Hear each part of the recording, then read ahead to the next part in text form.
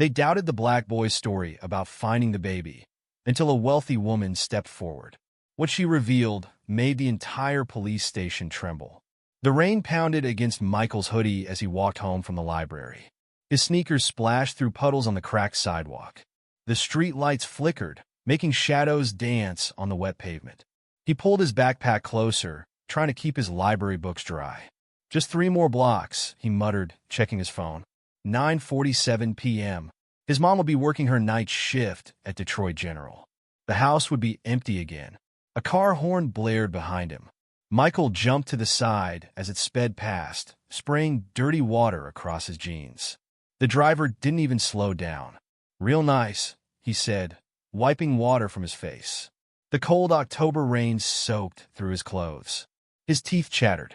The sound came as he passed the alley between Wilson's liquor store and the old laundromat. Soft at first, barely audible over the rain. Then it came again, a weak cry that made him stop mid-step. Michael stood still, listening. The cry grew stronger. It sounded like, "No way," he whispered. But he heard it again. Definitely a baby crying. He looked down the dark alley. Trash cans lined the brick walls, overflowing with garbage. A broken street light sparked weakly above. The baby's cries echoed off the wet walls. "Hello," Michael called out. "Anyone there?" No answer except the crying. His heart pounded. He should keep walking. This wasn't his problem. But the crying continued, desperate and alone. "Damn it," he muttered. He pulled out his phone's flashlight and stepped into the alley. The beam cut through the darkness as he moved between the buildings. Water dripped from rusted fire escapes overhead. The crying grew louder. Behind a stack of soggy cardboard boxes, he found it. A baby wrapped in a wet blanket, lying in a cheap plastic shopping basket. Its dark skin had a bluish tint in the flashlight beam. "Oh, God!" Michael crouched next to the basket. The baby couldn't be more than a few months old. Its cries were getting weaker. He touched its cheek. Ice cold. Hey, it's okay," he said softly, though his voice shook. "I got you." Michael scooped up the baby, blanket and all. It felt too light in his arms. He cradled it against his chest, trying to share what little warmth he had. "Help," he shouted. "Somebody help?" His voice echoed off the walls. No response except the endless rain. The liquor store's neon sign still glowed. Michael ran to the door, holding the baby tight. He pounded on the glass. "Mr. Wilson, please, I need help." Inside, the old man looked up from his phone. His eyes narrowed when he saw Michael. He shook his head and pointed at the closed sign. "Please, there's a baby. It's freezing." Mr. Wilson turned away, disappearing behind the counter. "Come on." Michael kicked the door in frustration. The baby whimpered weakly against his chest. He ran to the laundromat next door. Dark inside. Closed sign in the window. The baby's cry grew fainter. Its skin felt colder by the second. Michael's mind raced. The hospital was 15 blocks away. Too far to run in this rain. He could call 911, but how long would they take? Would they even believe him? His phone showed 9:52 p.m. The baby shivered in his arms. Okay, think, he told himself. What would Mom do? His mom. The nurse. She'd know what to do. But she was working, and he couldn't reach her during her shift except for emergencies. The baby's eyes fluttered. Its crying stopped. No. Stay with me. Michael rubbed the baby's chest through the wet blanket. Come on, little one. A weak cough. The eyes opened slightly. Michael made his decision.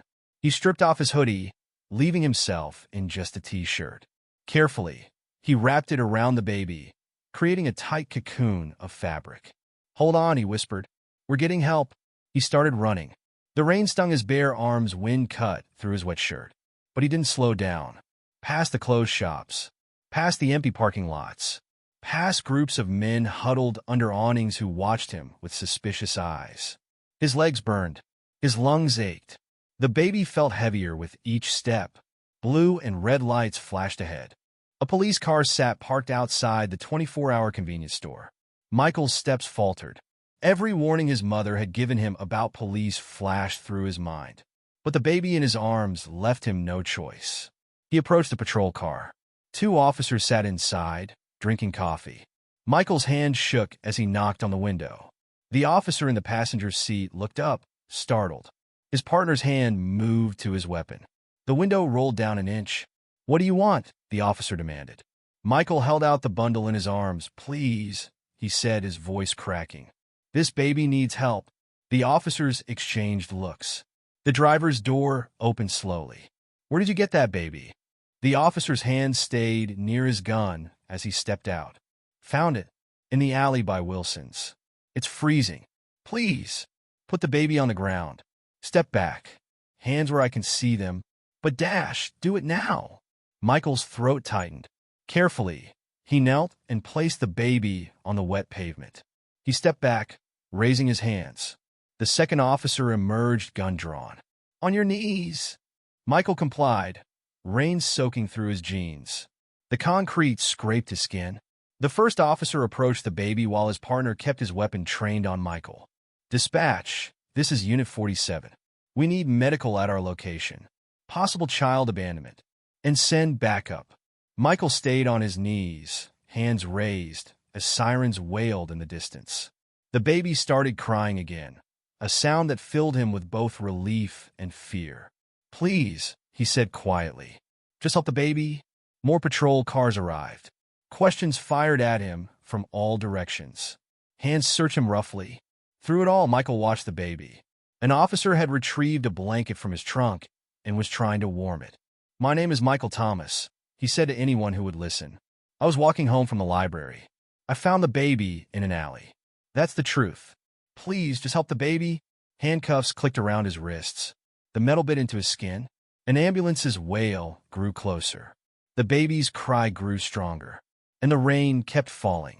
The fluorescent lights of the police station buzzed overhead.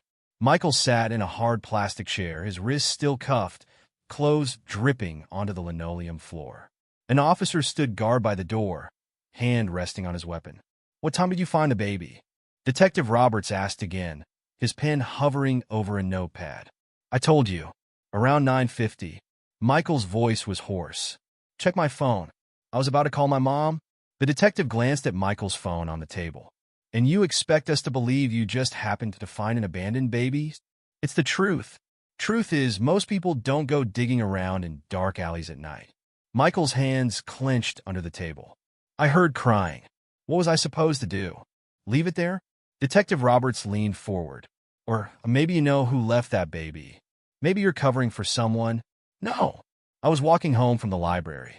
Ask Mrs. Chun. She's a librarian. She saw me leave. At this hour? They close at 9:30. I stay until closing. Every night." The door opened.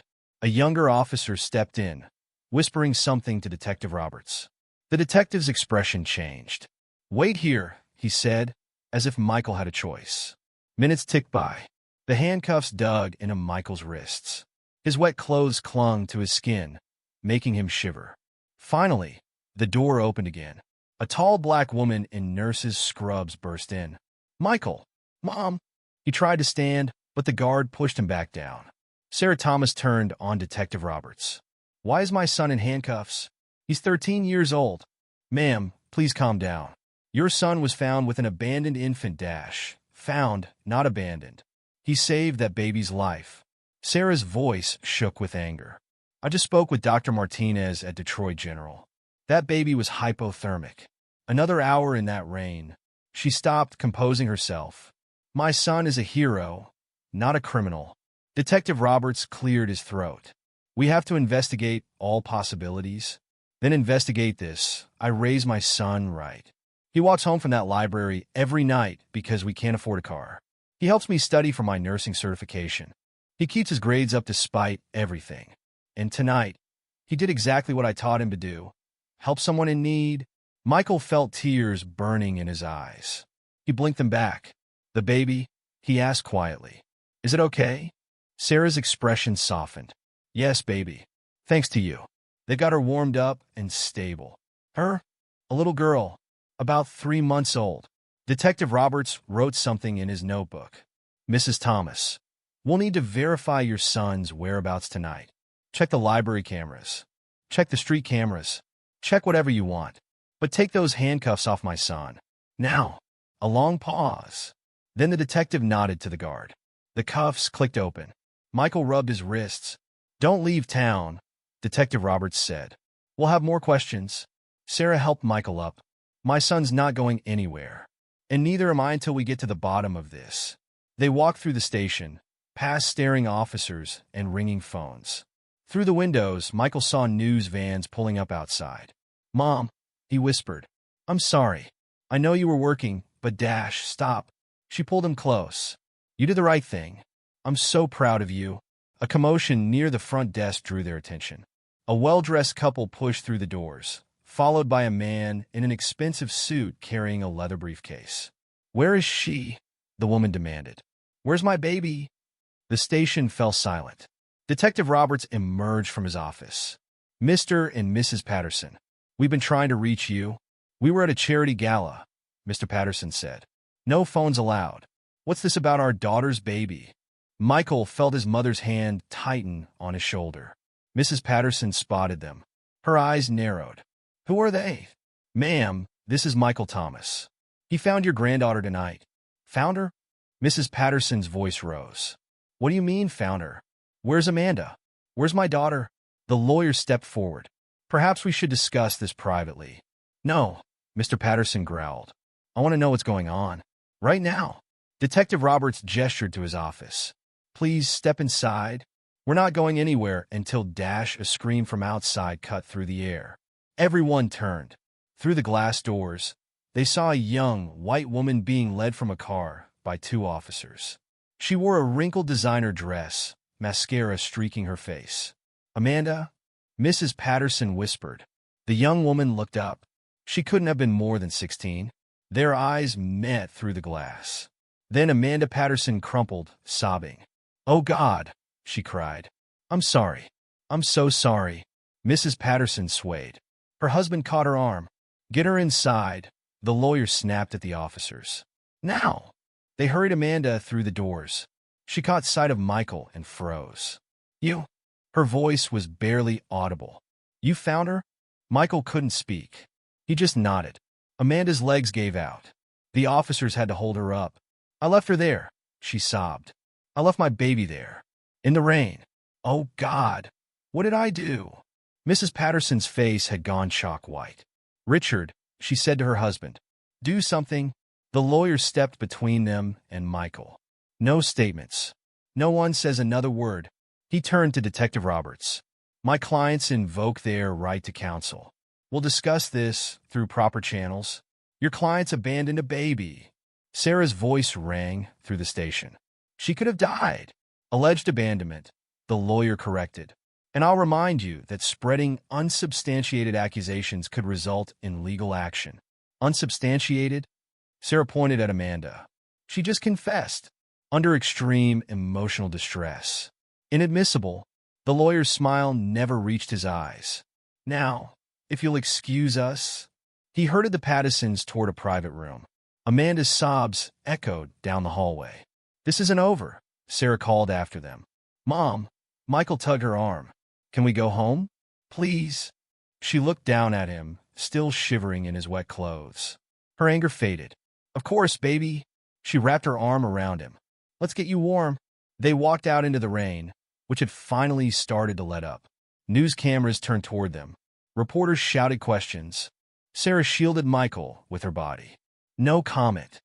They pushed through the crowd to where Sarah's coworker had parked after driving her to the station. In the back seat, Michael leaned against his mother's shoulder. The events of the night crashed over him like waves. "What's going to happen now?" he asked. Sarah stroked his hair. "I don't know, baby, but we'll face it together." Michael closed his eyes. He could still feel the baby's cold skin, still hear Amanda's confession. The car turned onto their street, the same route he should have walked home tonight. Before everything changed, before he heard a cry in the rain, morning light filtered through the blinds of Interview Room B. Michael sat beside his mother, a paper cup of untouched water in front of him. Dark circles shadowed his eyes after a sleepless night. Detective Roberts entered, followed by a woman in a crisp suit. "This is Agent Chun from Child Protective Services," he said, sitting down. "We need to go over your story again." Sarah straightened. "My son's told you everything." Mrs. Thomas, Agent Chen opened a folder. We're trying to understand the sequence of events. For the baby's sake. Michael's voice came out tired. I already wrote it down. Twice. Tell us again, Detective Roberts insisted. From the beginning, Michael glanced at his mother. She nodded encouragingly. I was walking home from the library. Around 9:45. It was raining hard. He traced a finger through the condensation on his cup. I heard crying from the alley by Wilson's. And you just happened to investigate? Detective Roberts interrupted. Yes. I heard a baby crying. What was I supposed to do? Most people would call 911. I was going to, but the baby was so cold. I didn't know how long it would take. Agent Chen made a note. Did you see anyone else in the area? No. Just a baby in the basket. What kind of basket? Plastic. Like from a dollar store. White or gray, I think. And the blanket? Michael closed his eyes, remembering. Light blue. Kind of fuzzy. Had some kind of pattern on it. Detective Roberts leaned forward. You seem to remember a lot of details. Because I'm telling the truth. Michael's voice cracked. Why won't you believe me? A knock at the door. An officer stepped in, whispering to Detective Roberts. Wait here, the detective said, leaving with Agent Chen. Sarah put her arm around Michael. You're doing great, baby. Just keep telling the truth. Minutes stretched by. The clock on the wall ticked loudly. Finally, the door opened.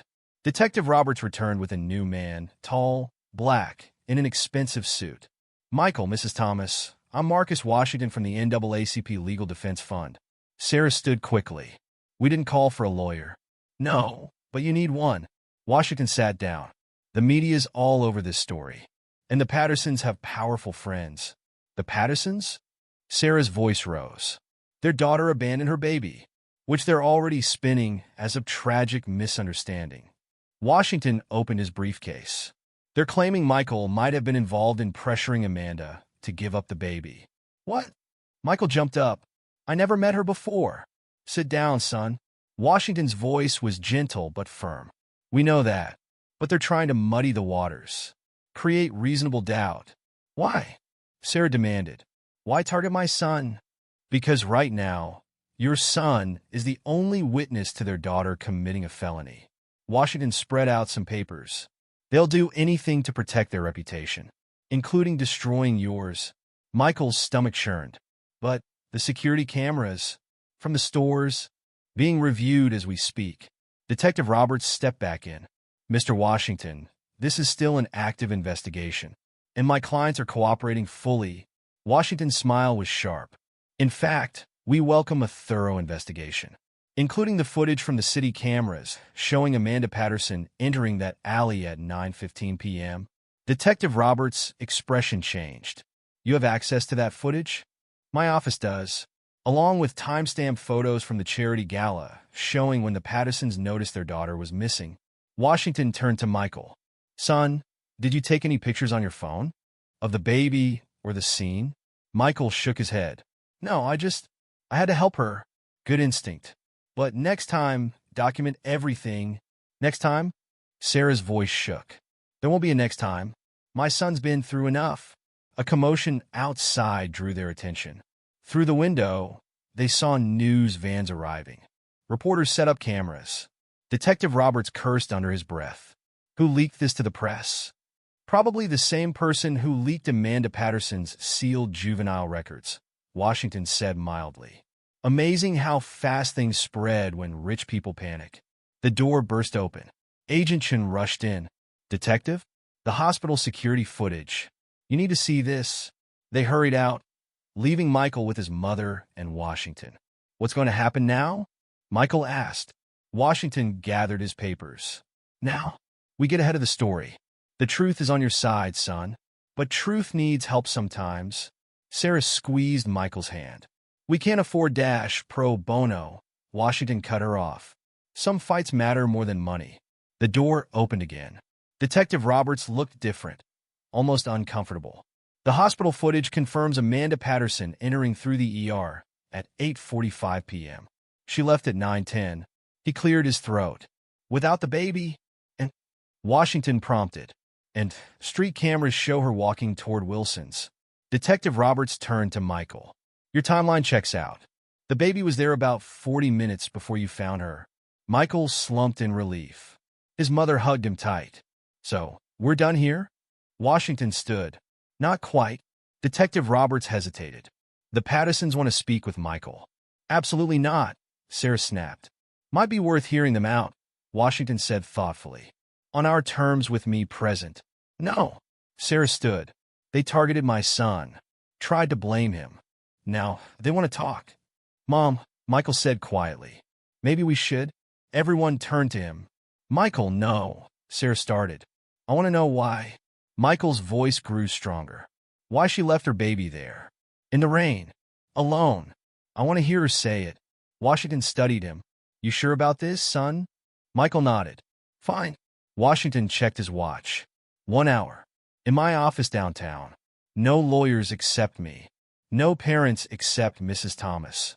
Detective Roberts stepped out to make the call. Sarah paced the small room. Michael, you don't have to do this. Yes, I do. He looked up at her. You always say running from truth makes it chase you harder.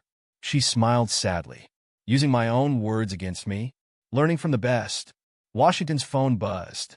He checked the message. They agreed. Cars waiting outside. He handed them each a card. My office. 1 hour. We'll go out the back to avoid the cameras. They followed him through the station's rear exit. More reporters had arrived out front. Their shouted questions echoed around the building. In the car, Michael watched his neighborhood pass by. Everything looked different in the morning light. Normal, as if last night hadn't happened. But it had, and now he had to face the people who'd tried to blame him for doing the right thing. You can still change your mind, his mother whispered. Michael shook his head. The image of the baby, cold and alone, flashed through his mind. No, he said, some things you have to face. The car turned downtown, toward the gleaming office buildings, toward answers, and maybe finally the whole truth. The fluorescent lights of Washington's law office cast harsh shadows on Amanda Patterson's face. She sat across from Michael, hands trembling in her lap. Her designer clothes looked rumpled, her makeup smeared from crying. I didn't know what to do, she whispered. When I found out I was pregnant, Daddy had just announced his campaign for state senate. Michael stared at her. She couldn't meet his eyes. They sent me away. Told everyone I was at a special academic program in Europe. Her voice cracked. The baby wasn't supposed to happen. None of this was supposed to happen. Sarah's hand tightened on Michael's shoulder. So you left her to die? Amanda flinched. I thought someone would find her quickly. The stores were still open. I left her right by the door. In the rain, Michael said quietly. In October. I'm sorry. Amanda burst into fresh tears. I panicked. Mom and Dad said we'd handle it quietly after the election. But she started crying, and people were looking, and I just ran. Washington leaned forward. Miss Patterson, do you understand what could have happened? Of course I do. I can't sleep. Every time I close my eyes, I see her face. She looked at Michael finally. If you hadn't found her, but he did, Sarah cut in, and then your family tried to blame him. Amanda's face crumpled. I didn't know about that. I swear. Dad's lawyers just took over. They wouldn't let me talk to anyone. And now? Washington asked, what do you want? To tell the truth. Amanda straightened slightly. All of it, about the pregnancy, the cover-up, everything. She turned to Michael. You saved my baby. I owe you that much. A knock at the door. Washington's assistant entered with a phone. Sir, you need to see this. He took the phone, his expression darkening. Turn on the news. The office TV flickered to life. Richard Patterson stood at a podium, his wife beside him. Tragic situation involving our troubled daughter, he was saying. Amanda has struggled with mental health issues. When she became pregnant after a sexual assault dash. What? Amanda jumped up. No, that's not true. We tried to get her help, but clearly we failed her. And now, certain individuals are trying to exploit our family tragedy for their own gain. Sarah stood. Is he talking about us? Questions have been raised, Patterson continued, about the suspicious circumstances of our granddaughter's discovery. Rest assured, we will pursue every legal avenue to protect our daughter and her child. Washington muted the TV. They're getting ahead of your confession. Amanda sank back into her chair. I can't believe this. They're lying. About everything. Welcome to Damage Control. Washington checked his phone. Your father's already filed for emergency custody of the baby. No. Amanda's voice shook. They can't. I won't let them. You're a minor, Washington reminded her. Unless you're prepared to testify. I am. She wiped her eyes. I'll tell everyone what really happened. Just, can I see her first? My baby. Sarah and Washington exchanged looks. That's not our decision, Washington said carefully. CPS has temporary custody. Please. Amanda turned to Michael. You found her. You saved her. Tell them. Michael's phone buzzed. A text from his friend Marcus. Yo, you're all over Twitter. News vans outside school. Another message popped up. Then another. Screenshots of social media posts. Who's telling the truth? Rich girl or her kid? Patterson campaign says baby was planted by opponents. Sources claim Thomas family has criminal history. Michael's hand shook. They're talking about us online. About me? Washington took his phone, scrolling quickly. His jaw tightened. They're moving fast, trying to control the narrative. He looked at Amanda. Still want to tell the truth? Because it's about to get ugly. She nodded, but her face was pale. Sarah's phone rang. Detroit General's number. Hello? Yes, this is she. Her expression changed. What do you mean? Pending review. I've worked there 3 years. She stood, pacing.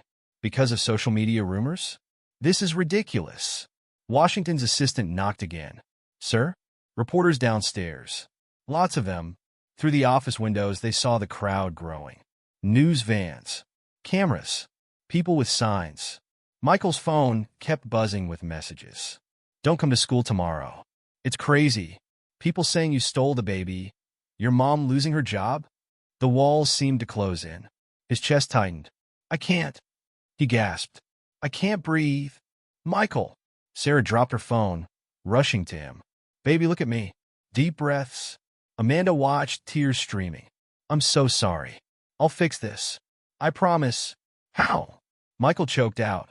Your parents, they're destroying us because I helped your baby. Washington's voice cut through the chaos. Enough. Mrs. Thomas, take Michael home. Back entrance. My car's waiting. He turned to Amanda. You. Decision time. Tell the truth now, or watch them bury it forever. She stood shakily. I'll do it. Whatever it takes. Washington. Sarah snapped. My son, Dash, will be protected. He gathered his papers. But we need her testimony. Before they make her disappear, too. Michael's breathing steadied slowly. Through the windows, he saw more people arriving. Signs. Cameras. Different sides forming. All because of one night. One cry in the rain. Take me home, he whispered to his mother. The back stairs were quiet. Empty. But he could hear the crowd out front. Shouting. Questions. Accusations. In Washington's car, Michael leaned against his mother. His phone kept buzzing. He turned it off. What do we do now? He asked. Sarah held him close. We tell the truth. Like always. And if they don't believe us? Truth is truth, baby. Even when people try to bury it. The car turned onto their street. News vans already there too. Neighbors watching from porches. Their simple life. Their quiet struggles. All exposed now. Because he heard a cry in the rain. Because he couldn't walk away. Eleanor Thompson sat in her living room, watching the news coverage for the 3rd time that day. Her hand trembled as she raised her teacup, causing drops to splash onto her expensive carpet. Breaking news in the Patterson baby case, the anchor announced. Sources close to the family suggest political motivations behind the baby's discovery. She muted the TV, staring at the footage. They showed the alley again, that familiar stretch between Wilson's and the laundromat. Then cut to Michael Thomas's school photo. Oh, Richard, she whispered. What are you doing? Her phone rang. Patricia Patterson's number. She let it go to voicemail. Like the last 6 calls. Instead, she rewound the footage. Paused on the image of the baby's blanket. The same blanket she'd helped Amanda pick out 7 months ago. The same blanket she'd watched the girl cry over in her office, terrified of disappointing her parents. The same blanket she'd promised never to mention, when Patricia convinced her to handle things quietly. Eleanor stood, walking to her study. The safe opened with a soft click. Inside lay a stack of papers, hospital records, receipts, photos, and her resignation letter from the Patterson Foundation, dated the day she realized what they planned to do with Amanda's baby. Enough, she said aloud. She picked up her phone, dialing a different number. Marcus Washington's office. This is Eleanor Thompson. I need to speak with him immediately. I'm sorry, Mr. Washington is in a meeting dash. Tell him it's about Amanda Patterson's baby. And the blanket. Silence. Then, please hold. 20 minutes later, she sat across from Washington in his office. Michael Thomas and his mother beside her. Start from the beginning, Washington said. Eleanor's voice was steady now. I was Amanda's counselor at the foundation. When she got pregnant, Patricia, Mrs. Patterson, asked me to help manage the situation. Sarah Thomas leaned forward. What does that mean? They wanted the baby adopted quietly. No papers. No records. Eleanor's hands clenched. When I refused, they replaced me. But Amanda kept coming to me. Scared. Alone. Did you know? Michael asked quietly. About their plan? No. Eleanor met his eyes. If I had, I would have stopped it. But they isolated her. Controlled everything. She turned to Washington. I have proof. Records. Photos. Amanda's real medical files, not the fake ones they created. Washington started writing. They falsified medical records? Everything. Created a fake assault story. Backdated therapy sessions. Eleanor pulled out her phone. I have the original ultrasound photos. With dates. And this. She played a video. Amanda in her office, crying. They want me to give her up, the girl sobbed. Say it never happened. Daddy's campaign. Washington stopped writing. When was this? 2 weeks ago. Eleanor wiped her eyes. I should have done something then. But I thought they'd at least ensure the baby's safety. Sarah stood suddenly. You knew? For 2 weeks? And said nothing. Mom. Michael touched her arm. She's helping now. Now. Sarah's voice rose. After they tried to destroy my son? After I lost my job? Sarah. Washington's voice cut through her anger. This helps us. Proves premeditation. Conspiracy. I'll testify, Eleanor said firmly. About everything. The cover-up. The threats. How they planned to blame Michael if the truth came out. Michael stared at her. They planned that? Richard Patterson doesn't leave things to chance. Eleanor's voice hardened. Everything's calculated, including making a young black boy the scapegoat. Sarah sank back down. Why help us now? Because I watched that security footage. Saw Michael run through the rain, holding that baby. Eleanor smiled sadly. He did what I should have done. What everyone should have done. The right thing. Washington's phone buzzed. He checked it, eyebrows rising. Amanda's gone. What? Eleanor stood. Gone where? Patterson's press conference. 10 minutes ago. Said she's been taken to a private facility for her mental health. No. Eleanor grabbed her phone.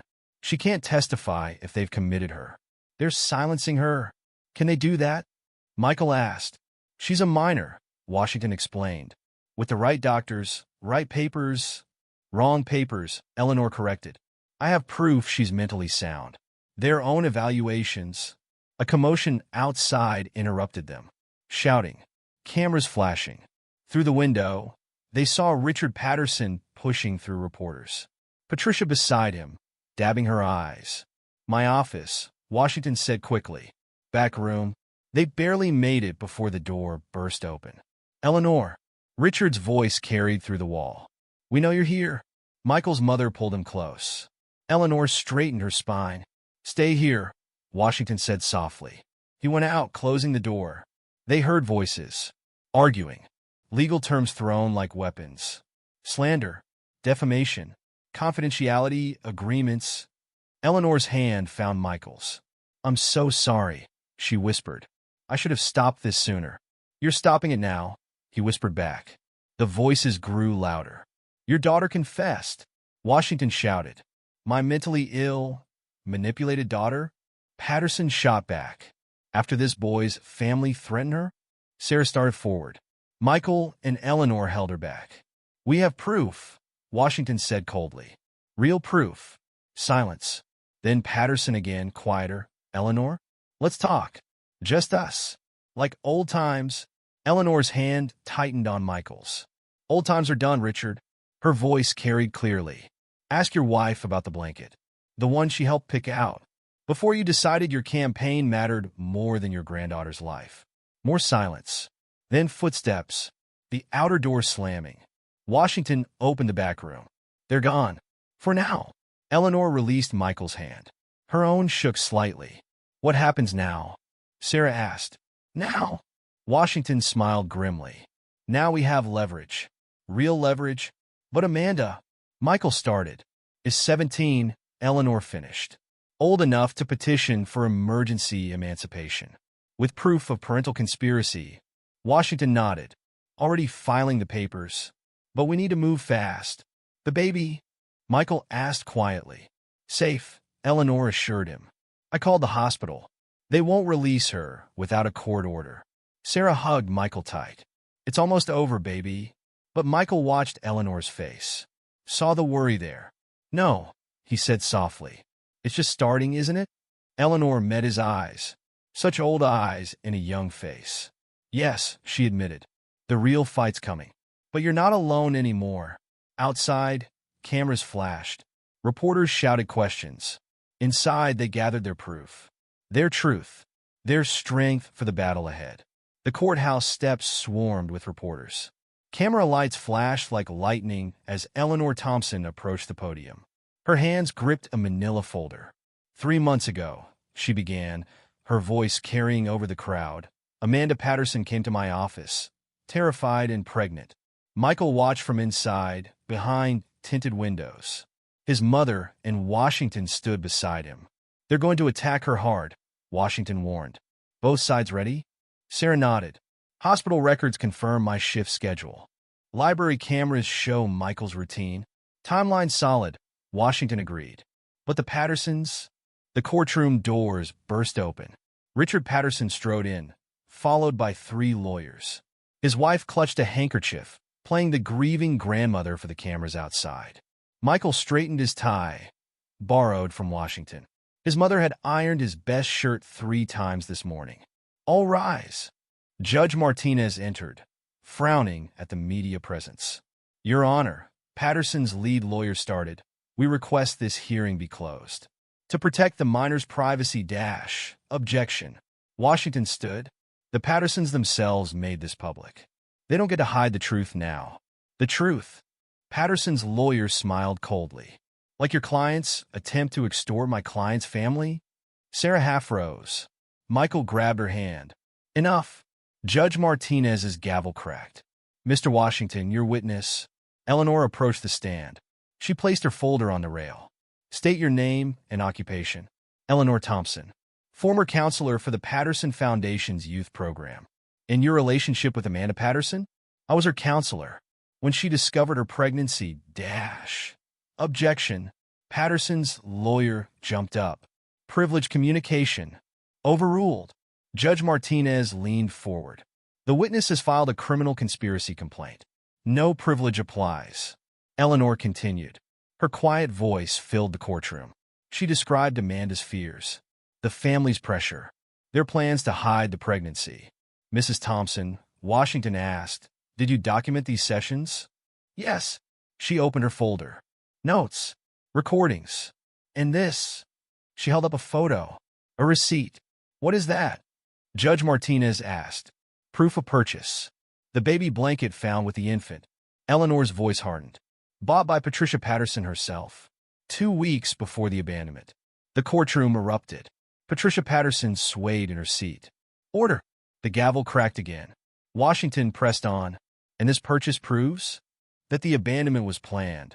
They bought supplies. Chose a location. Eleanor met Richard Patterson's eyes. They decided my office was too public. Too many witnesses. Lies. Patterson stood.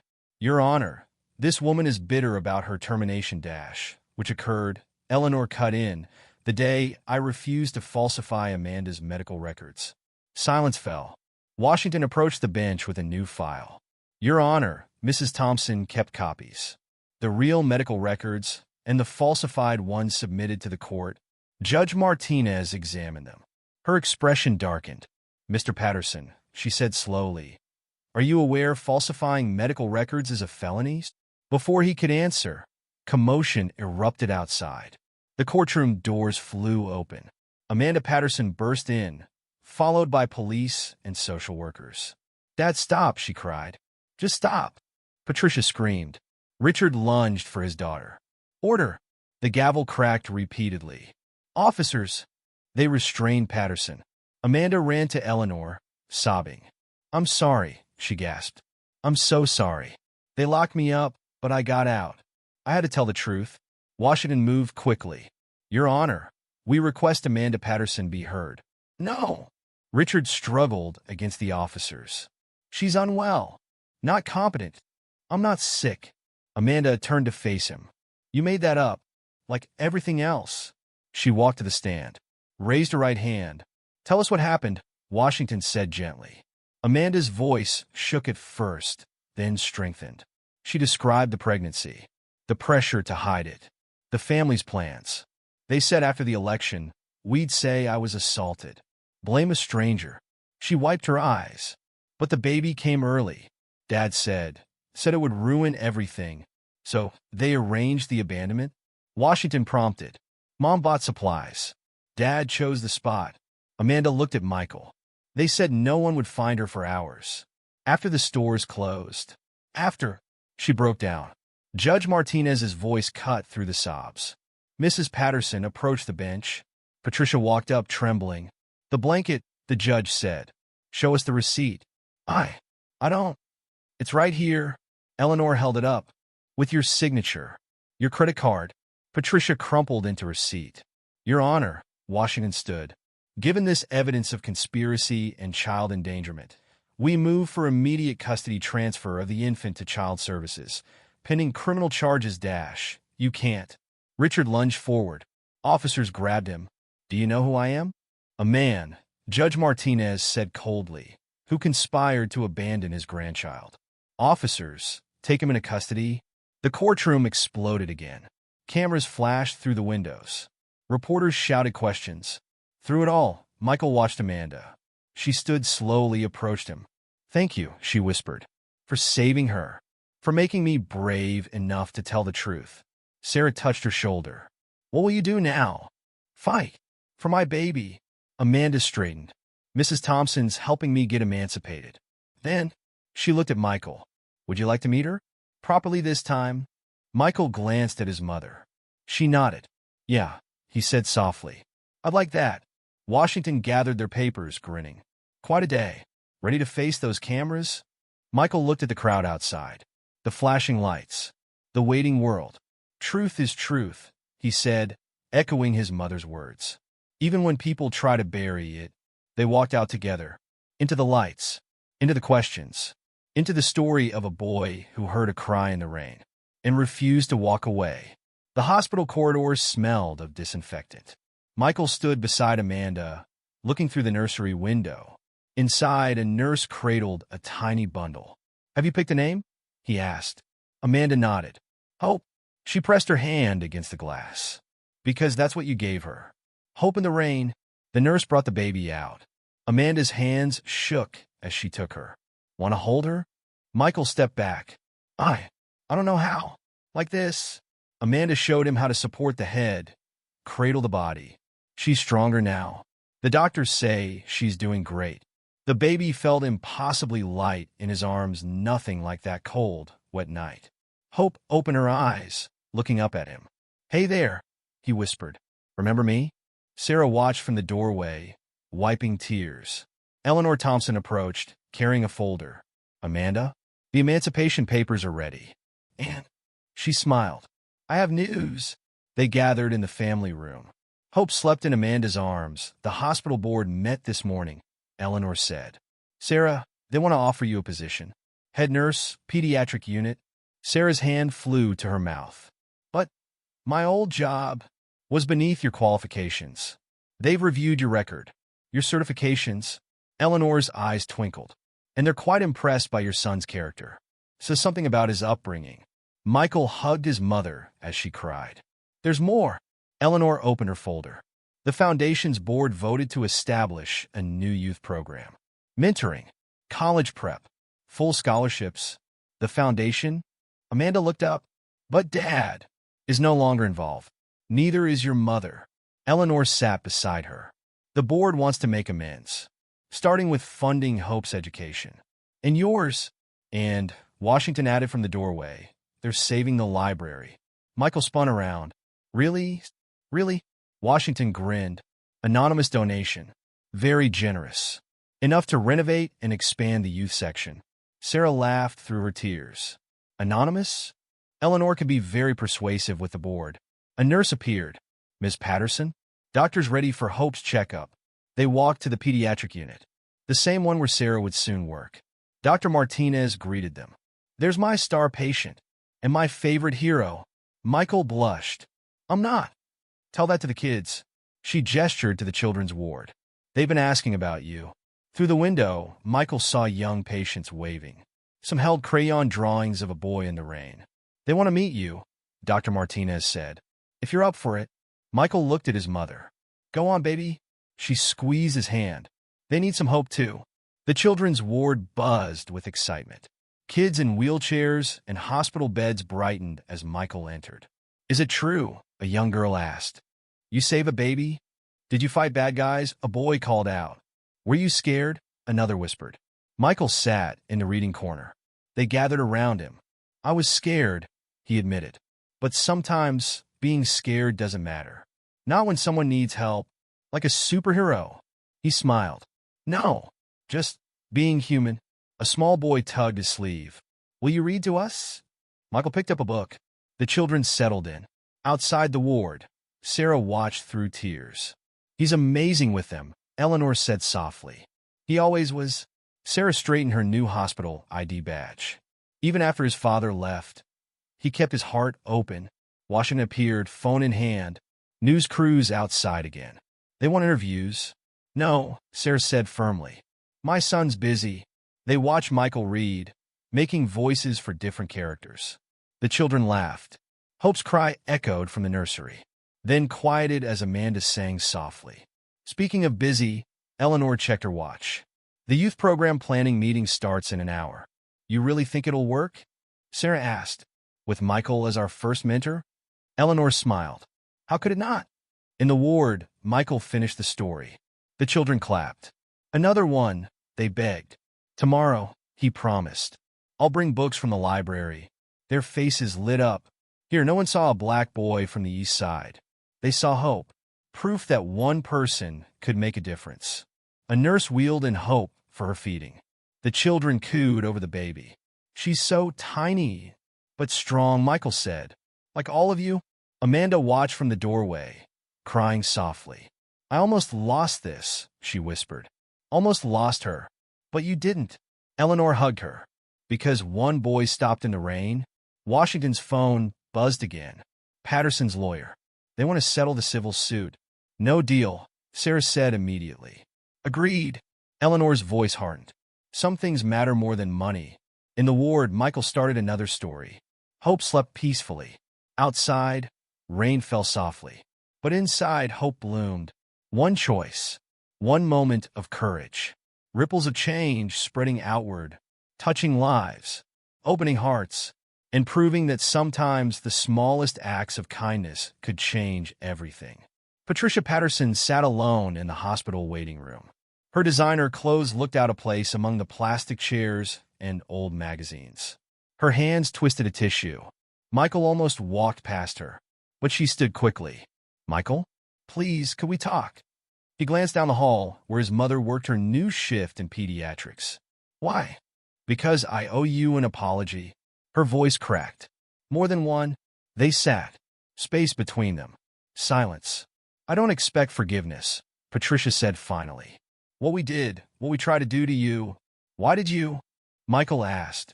I was just trying to help. Because it was easier to blame you than face what we'd become. She stared at her hands. We cared more about appearances than our own granddaughter's life. Down the hall, a baby cried. Not Hope. Michael knew her cry now. He visited every day. Amanda's different, he said. She told the truth. Yes. Patricia smiled sadly. Braver than all of us. Richard. He'll never understand. Never admit he was wrong. But I can't live with those lies anymore. She pulled out an envelope. The foundation board approved it this morning. Full college scholarships. For any student from your neighborhood who maintains a B average. Michael blinked. How many? As many as qualify. Every year. She met his eyes. It won't fix everything. Won't erase what we did. But maybe it helps break the cycle. What cycle? Of privilege protecting privilege. Of people like us thinking we can buy our way out of responsibility. She stood. I have to live with what I almost let happen to Hope. But I could try to do better. Be better. She walked away, heels clicking on linoleum. Eleanor found Michael still sitting there. You okay? He nodded slowly. She's funding scholarships. For the neighborhood? I know. Eleanor sat beside him. The board approved my whole proposal. Youth mentoring. College prep. Job training. Why now?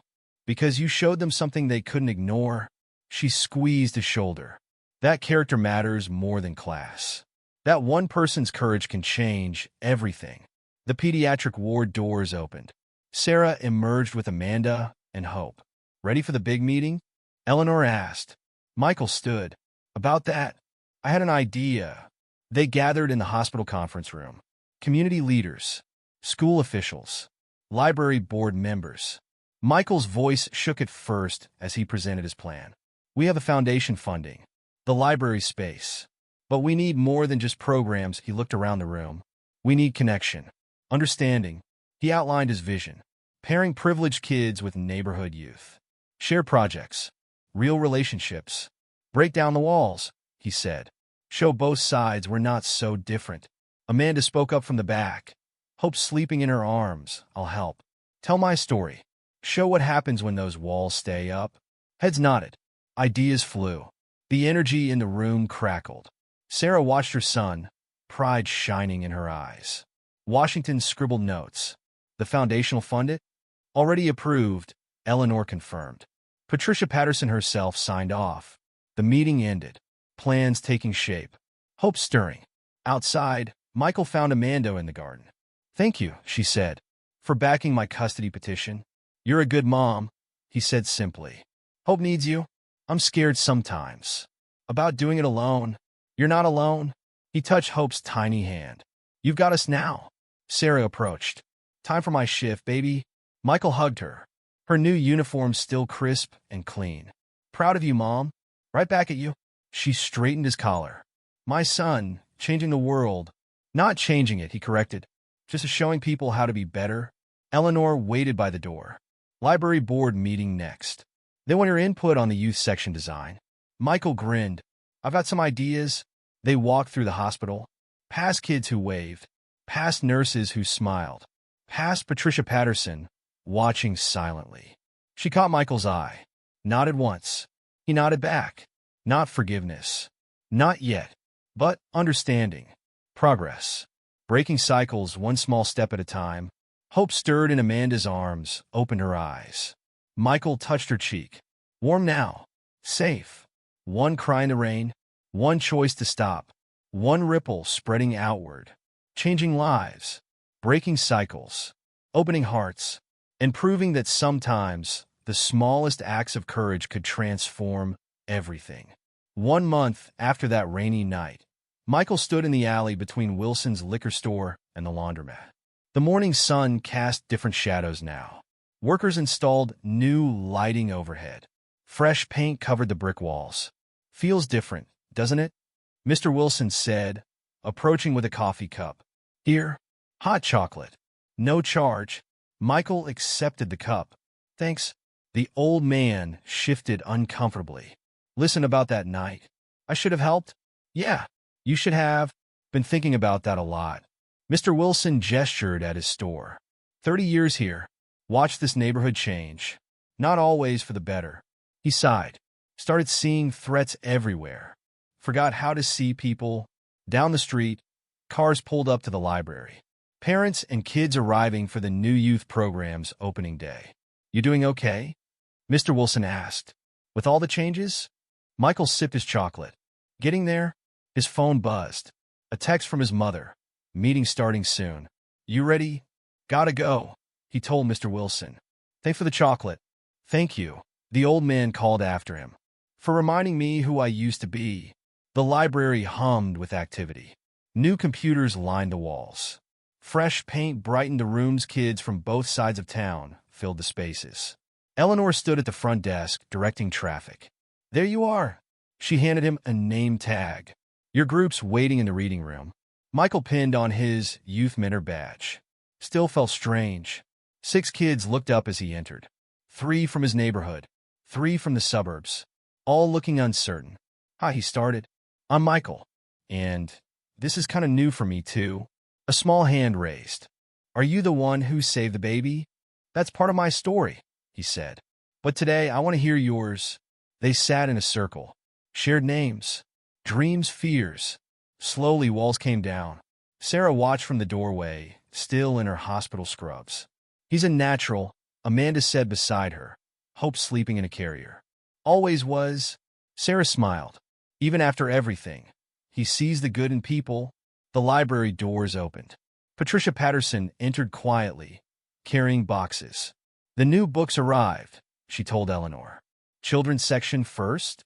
They worked together, shelving books, building bridges. Washington arrived with more news.